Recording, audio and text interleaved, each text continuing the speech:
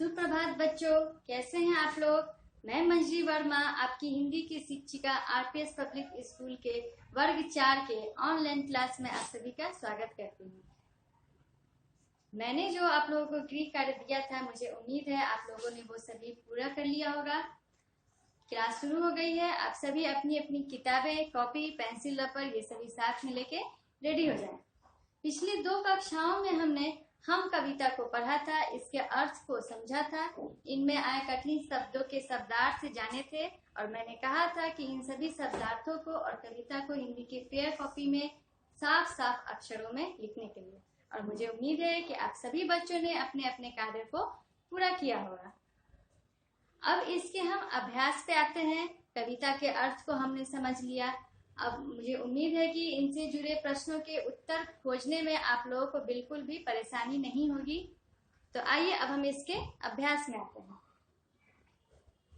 पिछली कक्षा में मैंने प्रश्नों के उत्तर के मौखिक आप लोगों को बताया था। आज मैं कुछ प्रश्नों को लिखवा दे रही हूँ, फिर अगली कक्षा में और भी प्रश्न के उत्तर को लिखवाऊंगी। अभ्यास शुरू होता है मौखिक प्रश्नों से। इनके उत्तर छोटे छोटे होते हैं। यहाँ 3 प्रश्न दिए गए हैं, इनके उत्तर मैंने आप लोगों को यहाँ लिखवा दिया है और अगली कक्षा में लिखित प्रश्नों के उत्तर को लिखवाऊंगी। पहला प्रश्न हमारा, प्रभात की किरण बनकर बच्चे क्या करना चाहते हैं। प्रभात की किरण बनकर बच्चे क्या करना चाहते हैं। तो कविता के माध्यम से हम लोग उसके उत्तर को भी खोज सकते हैं। प्रभात की किरण बनकर बच्चे नई ज्योति बिखेरना चाहते हैं। कविता की पंक्ति हमने पढ़ा था, हम प्रभात की नई किरण पर नई ज्योति बिखराएंगे। इसी के आधार पे यहाँ उत्तर है, प्रभात की किरण बनकर बच्चे नई ज्योति बिखेरना चाहते हैं। ठीक है बच्चों, इन सभी प्रश्नों को सुंदर अक्षरों में आप लोग अपनी हिंदी के फेयर कॉपी में लिखेंगे। दूसरा प्रश्न है हमारा, बच्चे किस तरह सोना उपजाने की बात कह रहे हैं। मैंने पहले भी पिछली कक्षा में बताया था, सोना का क्या अर्थ है, फसल, अनाज। मिट्टी से सोना नहीं बल्कि सोना रूपी फसल को यहाँ उपजाने की बात कही गई है। तो बच्चे किस तरह सोना उपजाने की बात कर रहे हैं। बच्चे मिट्टी के कण कण को सींचकर अनाज रूपी सोना उपजाने की बात कह रहे हैं। ठीक है बच्चों, समझ में आया। एक बार फिर से, बच्चे किस तरह सोना उपजाने की बात कर रहे हैं। बच्चे मिट्टी के कण कण को सींचकर अनाज रूपी सोना उपजाने की बात कह रहे हैं। इन प्रश्न को और उत्तर को सही से आप लोग अपनी कॉपी में लिखेंगे। तीसरा प्रश्न है हमारा, बच्चे नूतन स्वर में किसके समान गाना चाहते हैं। बच्चे नूतन स्वर में किसके समान गाना चाहते हैं। यहाँ हमने कविता की पंक्तियां पढ़ी थी,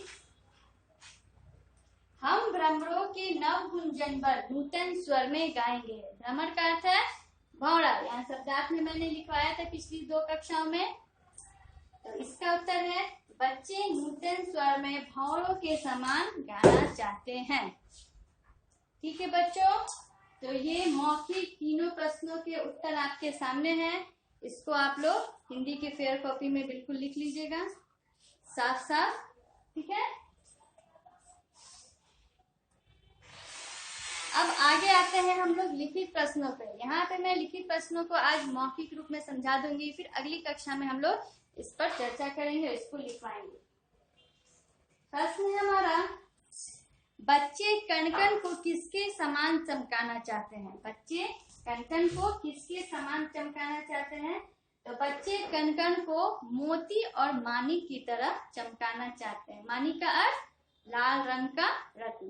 बच्चे कण कण को मोती और मानिक की तरह चमकाना चाहते हैं। अगला प्रश्न हमारा, बच्चे उपवन को किस प्रकार सजाना चाहते हैं। बच्चे पेड़ के नए नए फूल बनकर उपवन को सजाना चाहते हैं।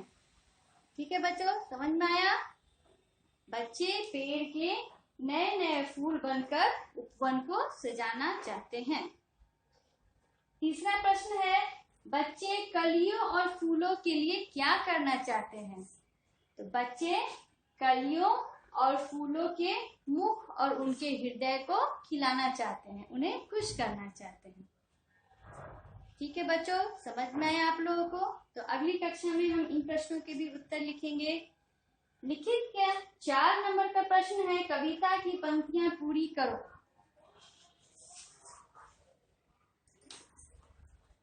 यहाँ कविता है, कुछ शब्द यहाँ मिसिंग हैं, छूटे हुए हैं। इन शब्दों से यहाँ पे कविता की पंक्तियों को पूरी करना है। तो कविता हम याद कर लेंगे या फिर पृष्ठ पे देखेंगे। कविता में से ये पंक्तियां को हम लोग पूरी कर लेंगे।